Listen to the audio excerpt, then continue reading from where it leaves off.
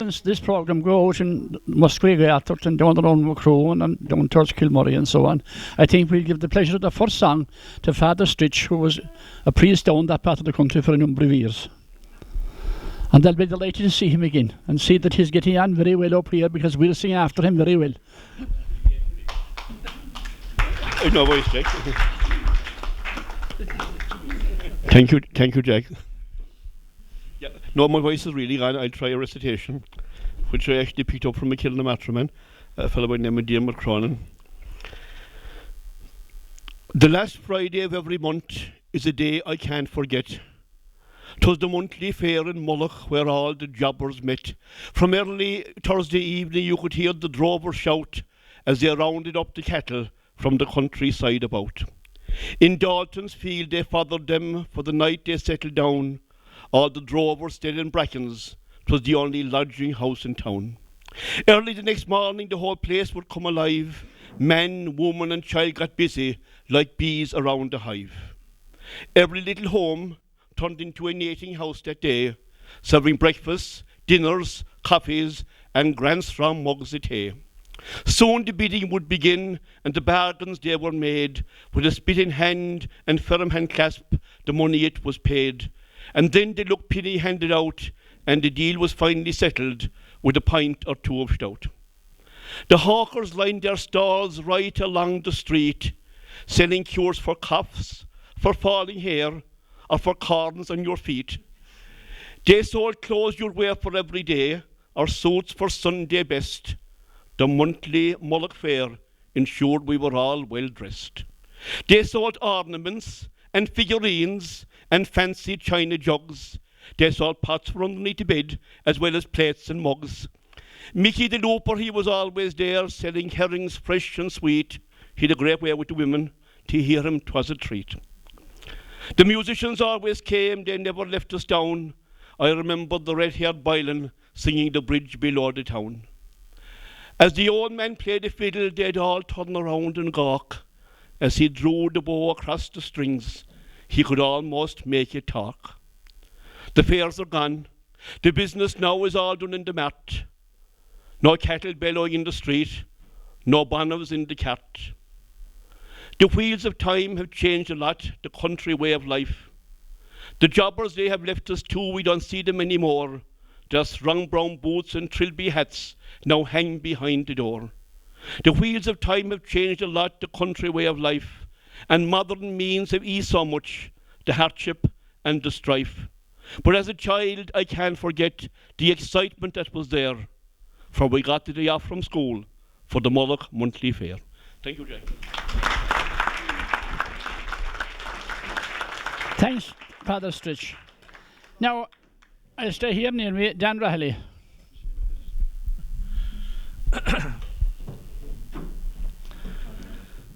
Last night as I lay on my pillow, a vision appeared in my view of a ship sailing out on the ocean, and the wind it tremendously blew. On the deck stood a handsome young lady, her features I'd never seen before. She was sighing for the wrongs of her country, saying I'm banished from heaven's green shore.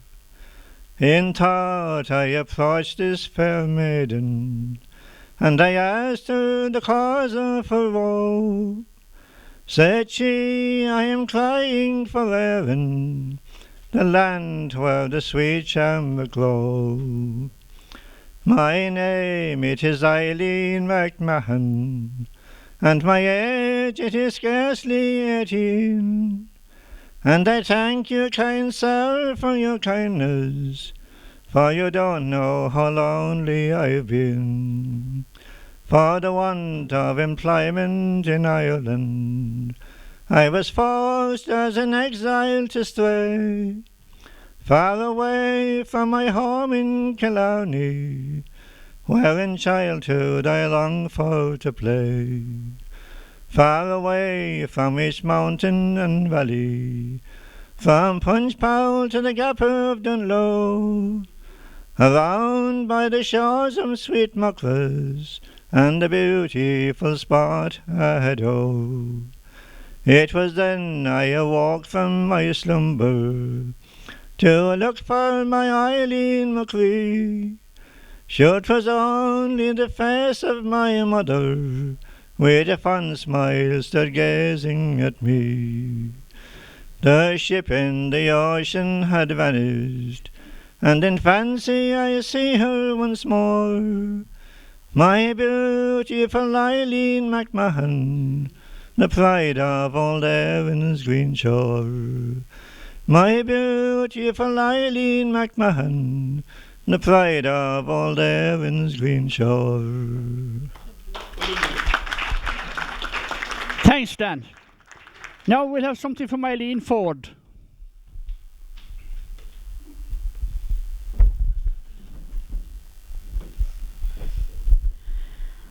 There was a fellow over near me one time, and he was mad for the drink, so he decided he'd immigrate. He'd enough of the neighbours give you out about him. So I went over to America anyway, and I don't know, he didn't do too good there. He'd get a job and then he'd lose it again, and he'd get another one and he'd lose it again because of the drink. He'd be late for work every morning. He won't manage over there late for work. So I flew back into Ireland again anyway, and he said, look, he said, I might do better if I could dry myself up in Ireland. So anyway, things didn't get any better anyway, so I was inside in the pub one day anyway, and in walks this gentleman, and after a short while he realised he was from America. He was a Yank. So I know we're talking to him anyway, and he says to him, you're from America? By your talk there, I can recognise the accent. Oh, that's right, says the Yank. I'm from the state of Washington, D.C. I was over there too for a while myself. I was working in the railway and places, but here I got lonesome and I came home.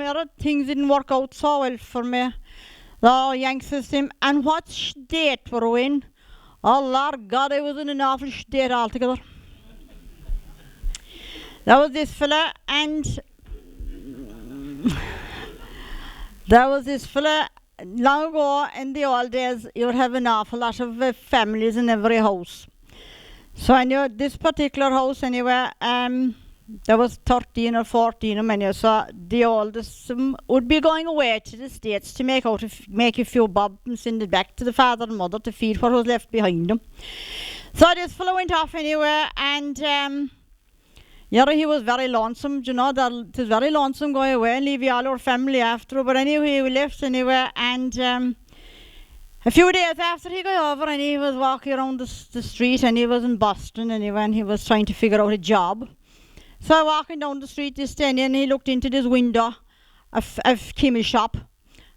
I think they call it a drugstore over there. And he saw these tablets to keep you young.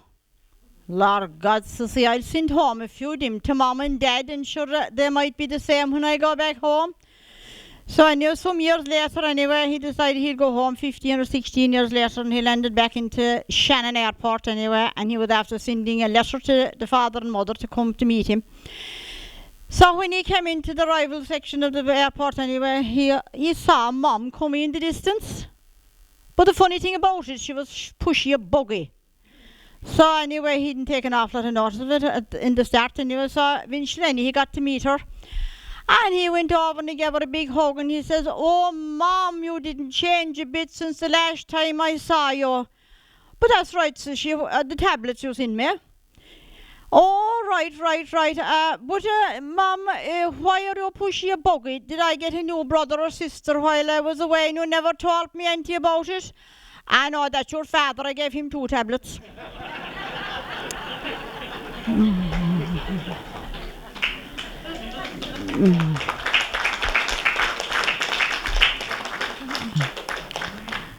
Jack and Mary were married for about 21 years. And God help us, this day didn't Mary pass away. And poor old Jack was left on his own. He was in an awful state, you know, because he would love to go out dancing. He was mad for the dancing, you see. So anyway, about 2 months after she being buried, and he said, I can't stick it any longer. I'm going to go out somewhere there'd be a dance on, because he said, 'tis awful lonesome sitting here by the fire. So he went anyway into this place anyway, and God knows he wasn't long at all there when he put his eye on this one. So he gathered up a bit of courage and he went over and he asked her out dancing anyway. So they went out dancing and they got on good enough. So to make a long story short anyway, they decided they'd get married. So when he came home, and then this day he said he'd go down to the local curist down in the village and tell him that he was getting married and that he would he be available to marry him again and all this sort of thing. So he went down to the priest anyway, and he said, you know, the priest said to him, hello Jack, how are we getting on, how are things, we're on your own now. That's right, he said, and God knows he's very lonesome, but you know, Father, I'm thinking of getting married again. And the father says to him, what, Jack? You're getting married again? That's right, says Jack. Why? How can you do that and Mary is still warm in her grave? I know that, says Jack, but I'm perished in the bed.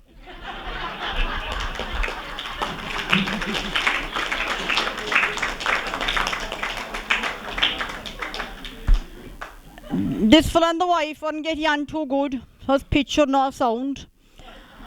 And the wife had her suspicions on him. He was a bit of a rambler, she figured out anyway, after a bit of a watching here and watching there. So she decided anyway that she'd catch him out somewhere, however long she'd live, she was going to catch him out. So anyway, this particular evening, every Wednesday evening, he was always going around. He was delighted with himself anyway, like as if there was something special on the menu. So anyway, she always went to the bingo to see on the Wednesday evening, so he was rid of her for a few hours. So this particular evening, she went down the bar in as usual anyway, and on comes the bus, but she didn't go on the bus. She turned around and came up the bar in as fast as ever as her legs could carry her and dashed in the door above, and there was your man inside with a guilty look on his face and the Cork examiner up in front of it hiding it. Well, with the dinty temper, she ran all over the house, into every room in the house, and could find nothing.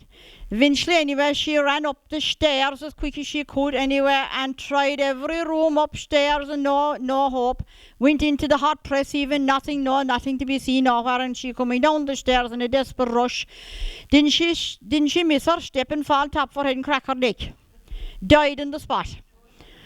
So, anyway, she was going to heaven. And there was a big queue up that day, a good few died. And didn't she meet another old lady on the way up, and they got talking. The old lady said, sir, what happened, Joe? Yeah, I'll tell you now, I was going to the bingo and I didn't go at all because I thought my husband wasn't up to scratch. And I was trying to catch him out. And when I came back, I knew very well there was a guilty look on his face. I came in the door in a rush, and I went up around the house, and I went upstairs, and I missed my step coming down. I fell on top of my head and I cracked my neck. Oh Lord God, says your woman, that was an awful thing to happen, oh. And she says to the one, and what happened you anyway? How happened land here? Oh, she says, if we may try the deep freeze, both of us might be still alive.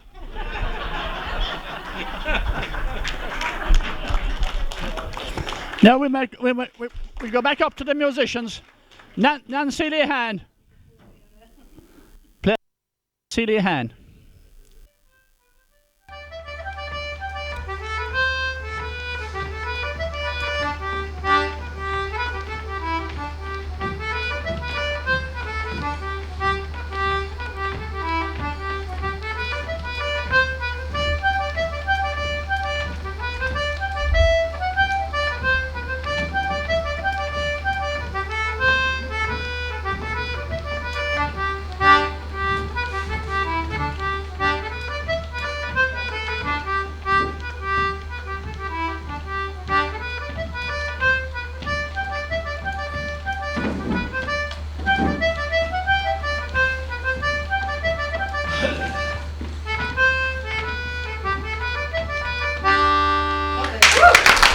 Love you, Nancy. Now we'll have a song from Con Warden. I am a lonely exile that left my own dear nation for to seek a situation in a land far o'er the foam. I have sailed across the ocean wide, through hardship and through danger, and for years I am a stranger from my own dear Irish home. Where once I lived contentedly, the friends I loved surrounded me. Care nor grief ne'er troubled me, nor made my heart feel sore. But now my day is closing, and I'm parted from my country, and Kilnamartra's homely face my eye shall see no more.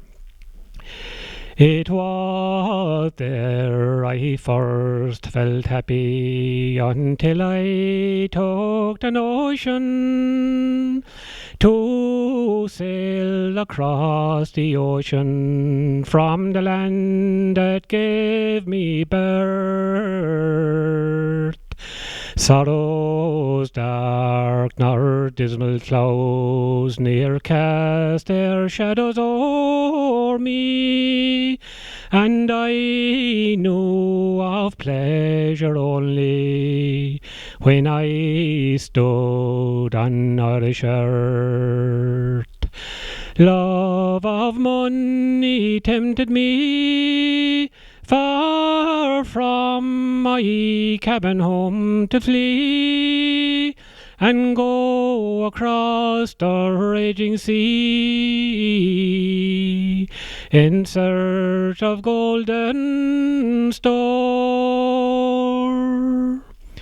I sailed away from Erin, bound for the land of liberty, and I bade my friends in Ireland farewell forevermore.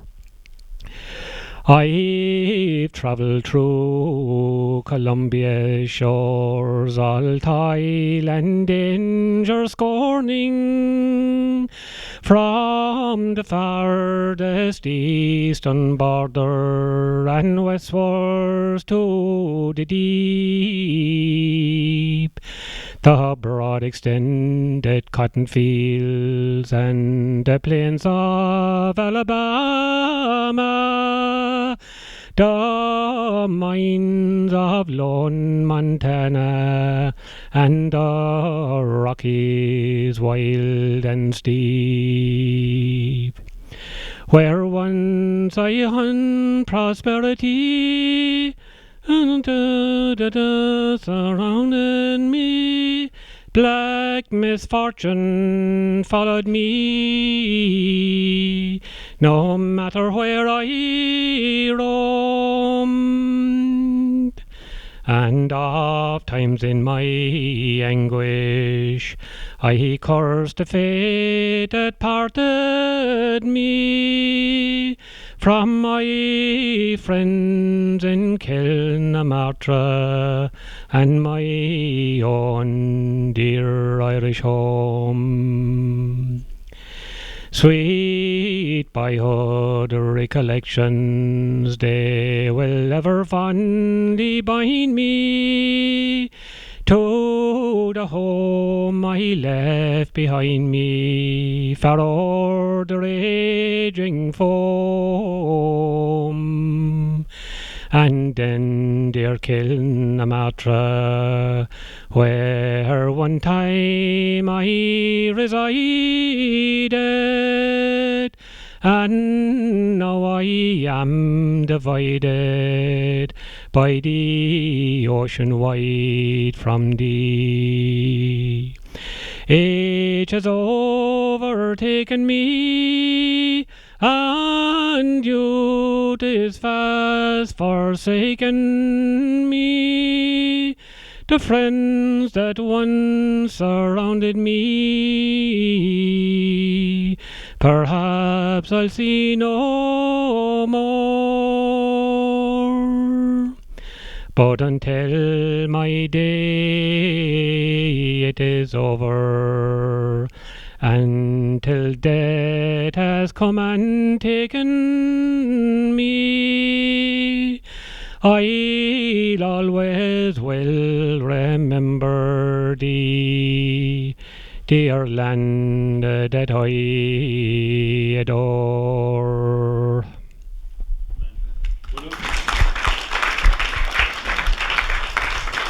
Now we might have something from John Burke.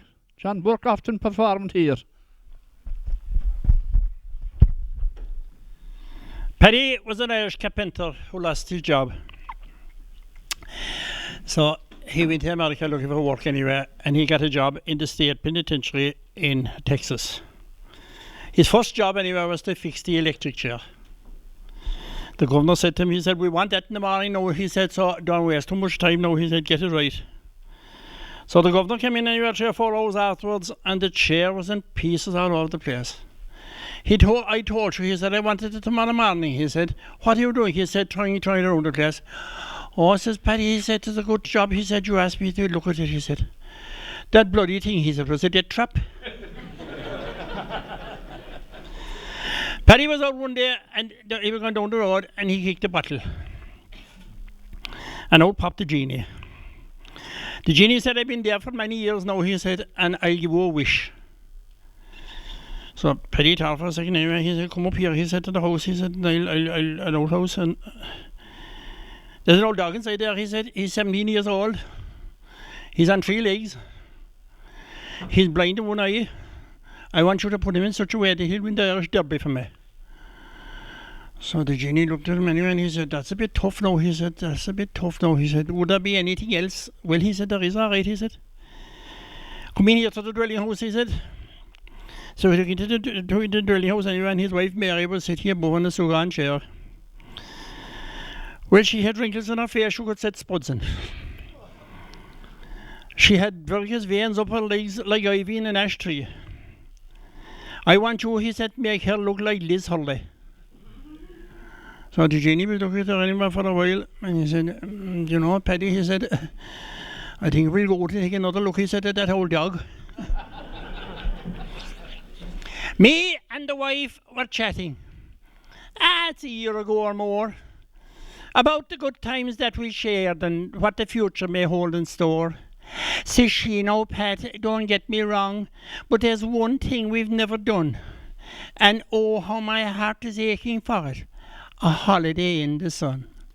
Asleep at night I'm dreaming that I'm on a big jet plane, bound for a sun-drenched country where there's no such thing as rain. And I'm lying on a sandy beach with a good book in my hand, and I'm wearing my bikini and my skin's a golden tan. Says I, know, Madge, that's just a dream. Would you have a little wit? Unless your bikini's like a parachute, sure you know it will not fit. And I have no time at all for planes that whistle across the sky. God would have given us 2 wings if he wanted us to fly. So settle down now, woman, and put more turf upon that fire, for we're simple country people, we have all that we desire. Well, with that she started barging about how good she was to me, and how she slaved around the farm, and of course I did agree. Well, she left me feeling guilty, and in the end she won me round. And very soon thereafter, me and her, we hit the town. Straight to the travel agent, she did promptly go. I had given my commitment, sure I couldn't tell her no. And in less than 20 minutes, with a twinkle in her eyes, says she, we're bound for Majorca on the first week of July. Oh, she said, I am so happy. Oh, I am feeling great. But we'll have to buy some suntan oil to protect us from the heat. Well, I followed her all over town until my 2 feet were sore, with suntan oil all bought in gallons and all to cover her. Now, the weeks went quickly by, and as the time drew near, 2 days before we were due to travel, I got the old diarrhea. and Madge sent out for a bottle out to the chemist shop. And then, thank God, it thickened and finally it stopped. Oh, I was feeling very weak when my 2 feet hit that plane, and on the toilet seat I sat until we touched down in Spain. Oh, I could hear the captain wishing all a pleasant flight, and me and me gloomy surroundings trying hard to stop the shine. Oh boy, the heat was wicked upon that foreign soil. My arse was like a kettle that was coming to the boil. The sweat was dripping off me, and on Madge placed the curse when they took us off to our hotel in an air-conditioned bus. But thank God that we were driving in the middle of the night, for that bucko was determined to keep driving on the right. He did not know his highway code, that's one thing now for sure. If he drove around that way at home, he'd be calm and foolish, sure. Now the hotel room, it was lovely, that I have to say, and Madge, she took to singing as she put her clothes away. And then she whispered to me, this could be our second honeymoon. But then the cramps, they started. And I said, where is that bottle and that spoon? Well, I tore and froed all night long, from the toilet to the bed, and I gazed on Madge's swimsuit, and queer thoughts went through my head. 'Twas laid out on the table like a blanket on the ditch, and I thought I hoped the one that saw it, that she knowed well how to stitch. I stayed awake all night until the sun was in the sky, and then from down below I thought I heard a joyful cry, but I could be wrong. And then I heard the sound of water splash. So over to the balcony I did quickly dash. Well, the sight I see from that balcony, it took 50 years off my life. I felt like 23. For down below a swimming pool, all full of girls, all naked to the waist. Well, the blood went rushing through my veins, I was like a tormented beast. I gazed and looked at Madge, and she was fast asleep. Now my thoughts were far from Ireland, from me cattle and me sheep. I shaved myself in record time, and I combed my lock of hair, and I put on my new swimming trunks that I swore I'd never wear. Now I might be easy going, but in certain things I'm not a fool. And in less than 20 seconds I was sitting by the pool, gazing at all those bosoms. Well, they were a pretty sight, all colours and creations, and me a snowy white. There were big ones and there were small ones. There were some that swayed and some that flop. I was always told not to stare, but sure I couldn't stop. Says I am in heaven and I didn't have to die. And then I thought it might be a sin, so I'd only chance one eye. Next, I started talking to this lady with her hair tied up in a bun. Says she, why don't you come and join us and have a little fun? Oh, says I, I'd really love to, but I cannot swim a stroke. Ah, she said, that's not a problem, and she put on me this rubber yoke. Well, she pulled me around the pool, and I kicked and splashed away, and I thought if my farm was over here, I'd never lose a bale of hay. But then suddenly, a shadow was blotting out the sun, and Madge, she was roaring at the lady with the bun. Well, I was so embarrassed with all her roars and balls, and Madge was in the water coming straight from me like jaws. The water, it had risen 3 inches on the pool, and Madge, she caught me by the throat and called me a bloody fool. She held me tightly by the arm and led me back up to the room, where the rest of our holiday was spent in doom and gloom. Madge was in the corner reading a bloody book, and I was on the balcony with orders not to look. I was frustrated, I was tormented, I was taunted, I was teased. My spirits, they were lowered than a bull that had just been squeezed. But then again, I suppose it was worth it for the sights that I did see. If I live to be 100, I'll never be the man I used to be. And now I'm back in Ireland, doing all the things I always do. But sometimes my mind do wander to that land with sky so blue, especially in the evening when I'm milking the old cow, and I think of all those bosoms and what they're doing now. But I daren't mention holidays, in case I might get throttled. And Madge is a perfect golden tan from that stuff in the bottle.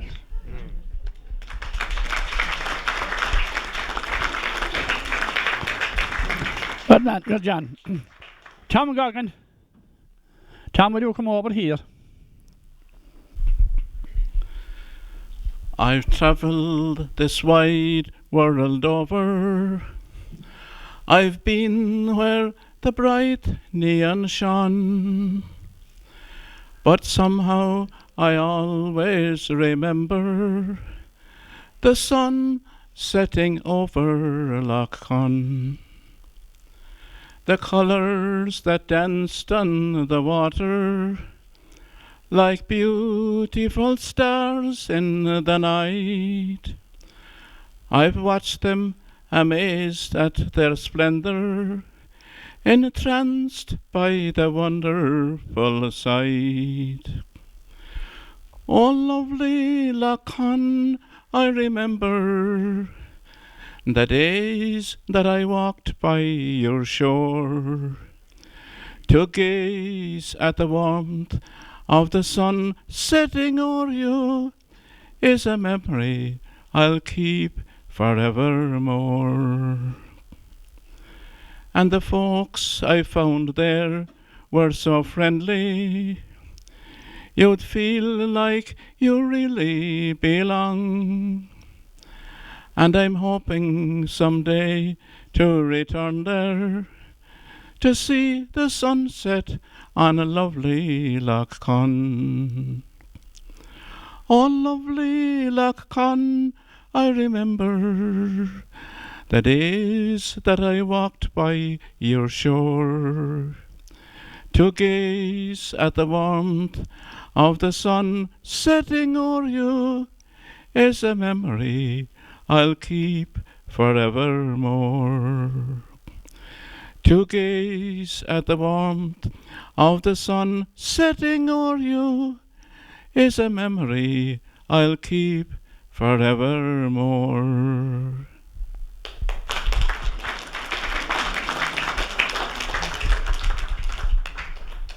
Go back to old musicians again now.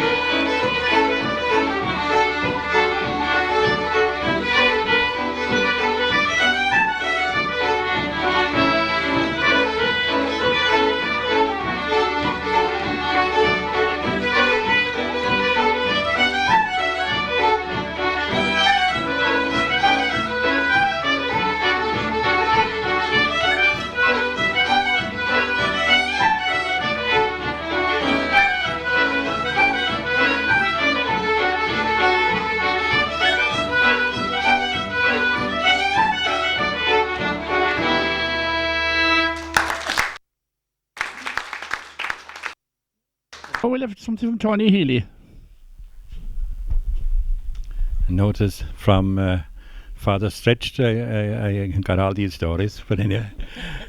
A neighbour of mine wasn't getting on too well with the wife, so he was a bit down and out, and Didn't he pick up a girlfriend? He got very brave. He picked up a mistress. So his biggest problem was he couldn't remember all the names. And he said if he got mixed up in the names, there'd be a holy war. So he decided he'd give them a name each that he could think of. So he called the girlfriend Baby Doll. He called the mistress China Doll. And he gave one look over to the wife and he called her Panadol. Now we're not far from the Cork-Kerry border here. Now there was a guy, he lived along the Cork-Kerry border. I don't know where, but I think he was more Kerry than Cork because he was all out Plamass. But anyway, he died. I went up to meet St. Peter. And he was in the queue and he was watching the capers go on at the gates. And that day, St. Peter was judging people by the good they did in on earth versus the bad. And if the good outweighed the bad, they were left in. And if the bad outweighed the good, down they go. So my Kerryman anyway, he couldn't think of any good he did on this earth. So when his turn came, St. Peter said, well, what good did you do on this earth? So, you know, Peter, I didn't do any good, but I didn't do any harm. So between ourselves, Peter, I did my best. No, Peter said, your best mightn't be good enough here. So he said, look, I don't know what to do with you. I better go in and say to our Lord. Our Lord had a busy day himself and he was a bit tired, I suppose. But anyway, Peter went in anyway and he said, oh Lord, if this fellow outside, I'd say he's a Kerryman. He said, he's all out Plamass. But he said he didn't do any good, not he didn't do any harm. I don't know what to do with him. So our Lord said, did he do any good at all in this earth? Well, he said, he told me in the quite all right. He said, one day he gave a sixpence to a poor man. So our Lord put his hand in his pocket and he said, Peter, here you are. Give him back his sixpence and tell him go to hell.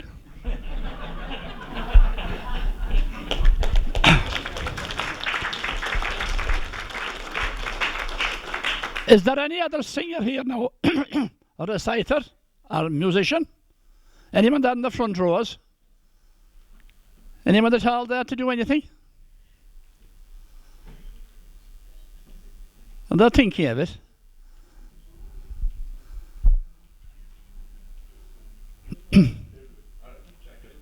Right, Michael. Come back here. You must come back. You must. No, I'll just, I won't do much, but I'll just an interesting observation that I saw there a few days ago. Jack will know, you'll know a lot about the Life Project and the Allo. Yeah. So I said, look, I'll come up and have a look and see all the great work that was done. But just a bit downstream from the market, Christ, I was walking along the bank of the river and Christ, up ahead of me I see a bit of a hullabaloo going on and there was a crowd of people there. So I wandered on over anyway, and there was this preacher type, and Christ, just as I got there, I see him grab a fella by the neck, and he shoved him under the water. And he held him down for about 20 seconds, and your man came up sputtering and gasping, and the preacher type, he said, have you found Jesus?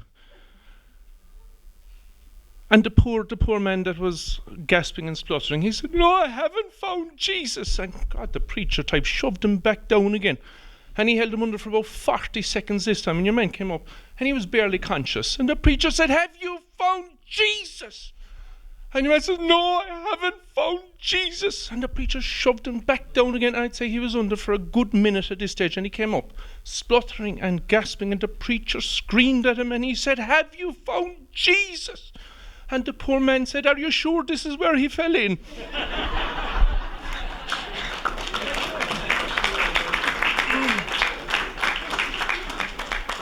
I might do a small song, the sick note. Okay. Dear sir, I write this note to you to tell you of my plight. And at the time of writing I am not a pretty sight. My body is all black and blue, my face a deadly grey, and I write this note to say why Paddy's not at work today. Whilst working on the 14th floor, some bricks I had to clear. Now to throw them down from such a height 'twas not a good idea. The foreman wasn't very pleased, he been an awkward sod, and he said I'd have to cart them down the ladder in me hod. Now clearing all these bricks by hand, it was so very slow, so I hoisted up a barrel and secured the rope below. But in my haste to do the job, I was too blind to see that a barrel full of building bricks was heavier than me. And so when I untied the rope, the barrel fell like lead, and clinging tightly to the rope, I started up instead. I shot up like a rocket till, to my dismay, I found that halfway up I met the bloody barrel coming down. Now the barrel broke my shoulder as to the ground it sped, and when I reached the top I banged the pulley with my head. I clung on tight, though numb with shock from this almighty blow, while the barrel spilled out half the bricks some 14 floors below.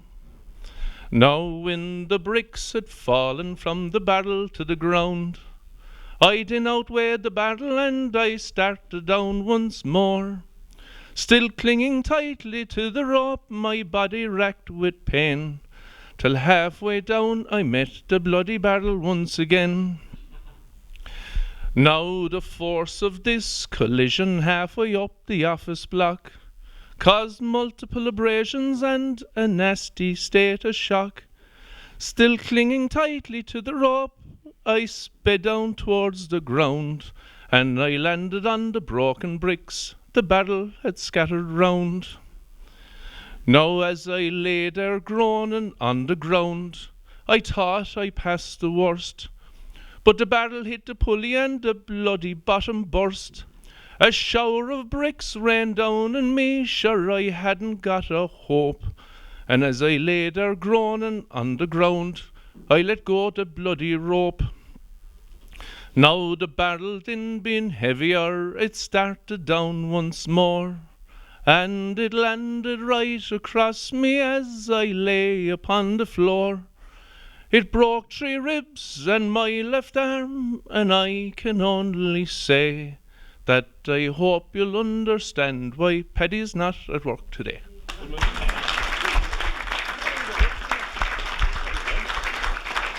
Have I any other performer now? The last opportunity of going on television.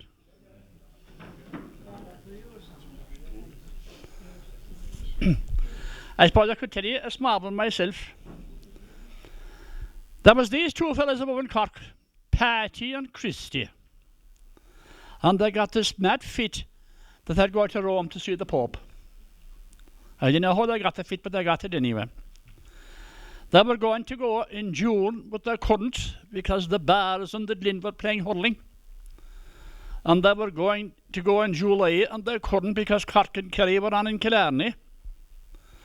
And they were going to go in August, but they couldn't because the hurlers were in the All-Ireland semi-final. And Jesus, they couldn't go in September because Cork were in the hurling final. So they didn't go till October. They hit off anyway, and the winter was Sunday evening, you see. And the first thing, when they got to Rome, they went into their accommodation and they stayed there like a strange city. They didn't like going out at night. And the following morning, they got up early and they went down to the Vatican. And they were walking around below and they saw something. They said, "Come here," he said, "is the Pope in today?" So your man looked up at the flag for the Pope's apartment. "No," he said, "the Pope isn't here at all today. If the Pope was here, there'd be a flag up in that compartment." Went back to their hotel and stayed there again. Following morning, they came down again, looked up, no flag. Oh, Jesus. I suppose he's in the caravan in Castle Dungolfo. So, went back to that hotel. They came down the following morning again and wasn't the flag up. Right, they were delighted.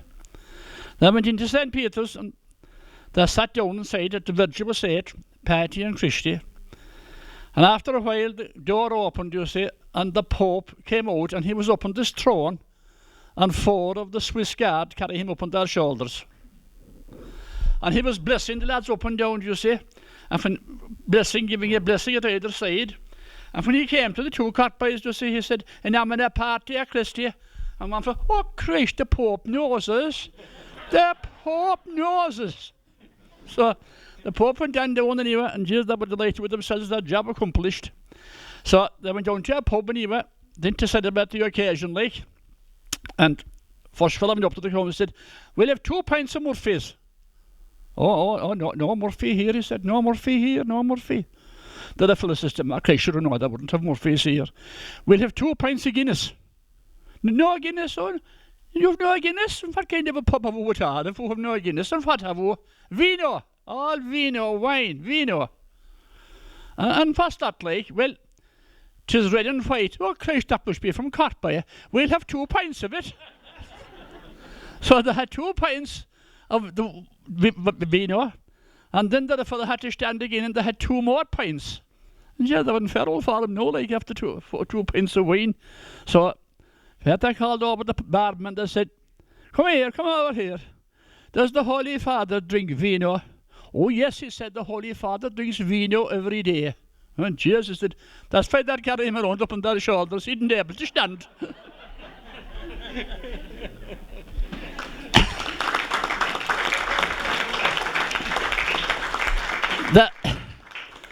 There was these 2 fellas. A lot of people here will remember the Lash War, you know, and things were awful scarce during the war. You couldn't get tear, tobacco, paraphernalia, tyres for bikes or anything. And then when things became available, they started to become available above the border before they became available down here. And people started going up and trying to smuggle it down, you see. But these 2 old ladies went up, and one of them bought tea and the other one bought sugar. And when they came to the border, you see, they were thinking, how would they manage? So they had these big long skirts, and one of them put the tea as far up as she could in one skirt, and the other lady put the sugar as far up as she could.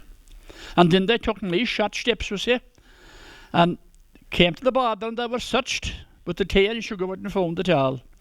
And they came on down to see in the room. When they came around the first turn, out of view from the security people, Mary said to Maggie, "Jesus, Maggie," says she, "I think I'm after busting the sugar."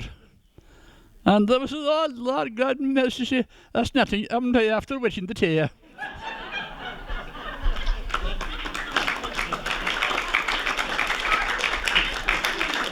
Anyway, we'll go back to our musicians for the final performance of the night.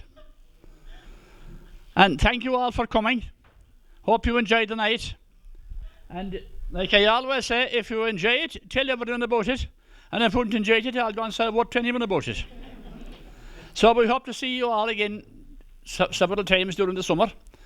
And we'll finish off. I want to thank you for coming tonight. I want to thank local television for coming along. Now, Dan Joe tells me that the video of tonight's recordings will be available, and a great memento of the night, and people who performed and so on will be delighted with it. So thank you all very much. I know our musicians will finish off with a blast of tunes, and then they might give us the national anthem.